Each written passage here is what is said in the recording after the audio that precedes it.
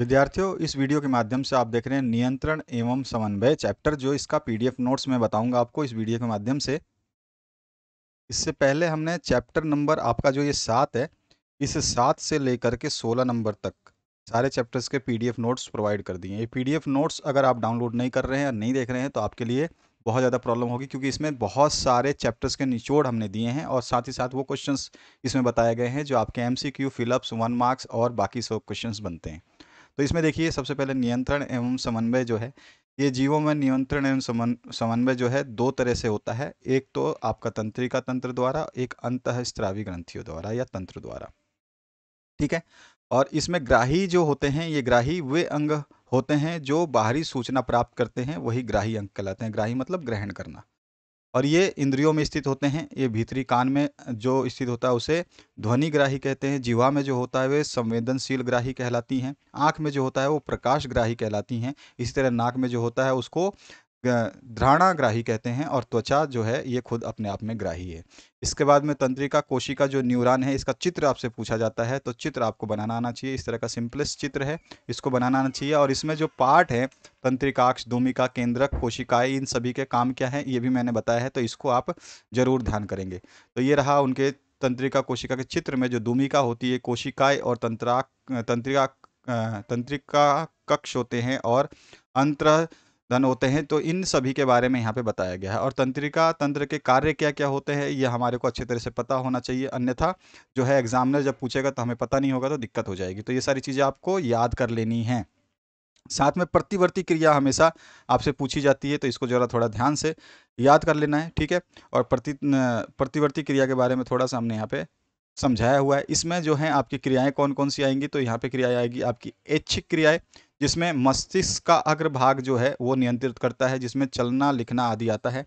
अनैच्छिक क्रियाएं जो है, ये जो है हम अपनी इच्छा के अनुसार जो है इसको नियंत्रण नहीं कर सकते। जैसे मस्तिष्क का मध्य मस्तिष्क और पश्चिम मस्तिष्क जो है नियंत्रण करती है। और ये नियंत्रण जैसे आपका हृदय स्पंदन, यानी कि आपके सीने में जो हृदय है वो धड़कता है, उसको आप जो है नियंत्रित नहीं कर सकते। ये अनैच्छिक क्रियाओं में हो जाएगा। प्रत्यावर्ती क्रियाएं जो है, जैसे अपने मेरुरज्जु के द्वारा ये नियंत्रित होती हैं। जैसे खाने को देख करके मुंह में पानी आ जाता है, तो ये प्रतिवर्ती क्रिया कहलाती है। ठीक है। तो ये चीज़ें आपको ध्यान रखनी है, इनके एग्जाम्पल्स दिए गए, समझाया गया है।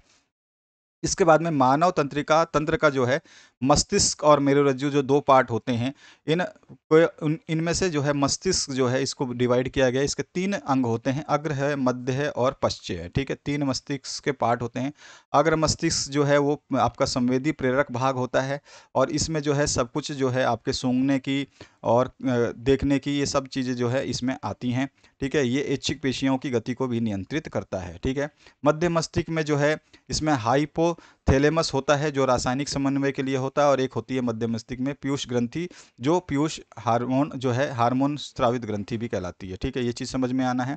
ये डायग्राम आपको याद होना चाहिए, आपके मानव मस्तिष्क का कभी कभी पूछता है, तो इस तरह का आप इजी डायग्राम जो है बना सकते हैं। चाहें तो अपनी बुक से भी रेफर कर सकते हैं। इसके बाद जो पश्चिम मस्तिष्क है उसमें क्या क्या होता है, इसमें अनुमस्तिष्क होता है, मेडुला होता है और पांस होता है। और इन सभी के जो काम है वो मैंने यहाँ पे लिखा हुआ है। पादप में समन्वय जो है, पादपों में गति जो है, गति जो वृद्धि पर आश्रित होती है वो होती है, और एक गति जो है वृद्धि से मुक्त होती है वो होती है। दो तरह की गतियाँ होती हैं। और वृद्धि के जो कारण हैं वृद्धि के, उसमें प्रकाशानुवर्तन होता है, गुरुत्वानुवर्तन होता है, जलानुवर्तन होता है, रसायनुवर्तन होता है। तीनों होती हैं। और जो एक तने के लिए होती है, एक जड़ के गुरुत्व बल के दिशा में गति करती है, जड़ की पानी की ओर गति करती है, जड़ जो है पानी की ओर गति करती है, और पौधों के भागों की रासायनिक गति जो है ये रासायनिक में आता है। तो इस तरह से इनके काम होते हैं। पादप हार्मोन के क्या क्या काम है, कौन कौन से पादप हार्मोन होते हैं उनको हमें याद रखना है। जिसमें ऑक्सिन होता है, जिबरलिन होता है, साइटोकाइनिन होता है, और उसके अलावा एब्सिक अम्ल होता है। तो इन सभी के काम जो है मैंने लिख रखे हैं, कौन कौन से काम करते हैं, इनको आपको याद रखना है। एमसीक्यू और फिलअप्स बनते हैं, 1 वर्ड्स के क्वेश्चंस बनते हैं इससे। जंतुओं में जो हार्मोन होते हैं, उन हार्मोन की क्या क्या विशेषताएं होती हैं यहाँ पे पॉइंट वाइज समझाया गया है। और मानव के जो अंग है, जो स्रावित ग्रंथियां वाले अंग हैं, वो यहाँ पे मादा और नर दोनों के लिए समझाया गया है। तो आप इन डायग्राम को भी थोड़ा ढंग से याद करेंगे, कभी भी पूछ सकता है मानव की अंतःस्रावी ग्रंथियों का आरेख बनाइए, नर मादा या नर या मादा का। उसके बाद जो कुछ हार्मोन हैं वो स्रावित कहाँ से होते हैं, कौन सी ग्रंथि से निकलते हैं, कौन से हार्मोन हैं और उनका कार्य क्या है, उसकी टेबुलर फॉर्म यहाँ पे दी गई है। सारे थायरक्सिन है वृद्धि हार्मोन जो पीयूष ग्रंथि से निकलता है, एड्रेनल होता है, टेस्टोस्टेरोन होता है, एस्ट्रोजन होता है और इंसुलिन होता है। ये सारे कहाँ कहाँ से निकलते हैं ये ध्यान रखना है, क्योंकि एमसीक्यू में आता है कि स्रोत ग्रंथि का नाम बताइए और उनके कार्य भी आपको पता होना चाहिए। इसके बाद आ जाइए, आयोडीन युक्त नमक का उपयोग करना क्यों आवश्यक है, ये भी हमने बता दिया है। इसमें मधुमेह रोग का कारण क्या होता है और इसका उपचार क्या होता है, ये भी हमने बता दिया है।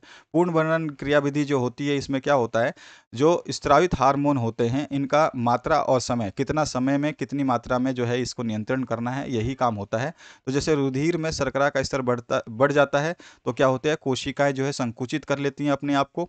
उसके बाद में क्या होता है, ये इंसुलिन का स्त्रावण करती है और रुधिर में शर्करा जो है वो कम हो जाती है और इंसुलिन का स्त्रावण कम हो जाता है। तो क्या होता है, ये वापस से पूर्ण भरण के लिए भेजा जाता है और फिर कोशिका में संकुचित होती है। तो इस तरह से साइकिल चलता रहता है। तो ये साइकिल आप बता सकते हैं। पूर्ण भरण की क्रियाविधि पूछता है तो आप इस तरह से डायग्राम बना के समझा सकते हैं। इसके बाद आपका जो है प्रश्नों की श्रृंखला हम देख लेते हैं। तो यहाँ पर जो है 1 अंक के प्रश्न जो है यहाँ पर दिए गए हैं 10 तक। ये सारे प्रश्न बहुत ही महत्वपूर्ण रहेंगे। इन प्रश्नों को आप पीडीएफ डाउनलोड करके पढ़ भी लेना और इसके आंसर जो है इसी नोट्स में मिल जाएंगे। इनको नोट्स से आंसर्स को कवर करना। ये जो क्वेश्चंस हैं, ये क्वेश्चंस ही आपको नोट्स की वैल्यू बताएंगे। तो इन क्वेश्चंस को जरूर पढ़ें, ये बहुत ही महत्वपूर्ण प्रश्न रहेंगे। ठीक है, तो आशा करता हूँ इस वीडियो को आपने देख लिया होगा और सभी चैप्टर्स के 7 to 16 चैप्टर के जो नोट्स हैं हमने प्रोवाइड कर दिए हैं। पीडीएफ को डाउनलोड करने के लिए आप प्लेलिस्ट जरूर विजिट करें। हमेशा प्लेलिस्ट में विजिट करने को कहता हूँ क्योंकि प्लेलिस्ट में सब कुछ अवेलेबल होता है। तो इस वीडियो से आपको बहुत कुछ सीखने को मिला होगा। इस वीडियो को ढंग से पढ़िए, इस वीडियो को ढंग से पढ़िए ताकि आप एग्जाम की बेहतरीन तैयारी कर सकें। Thank you very much, have a good day.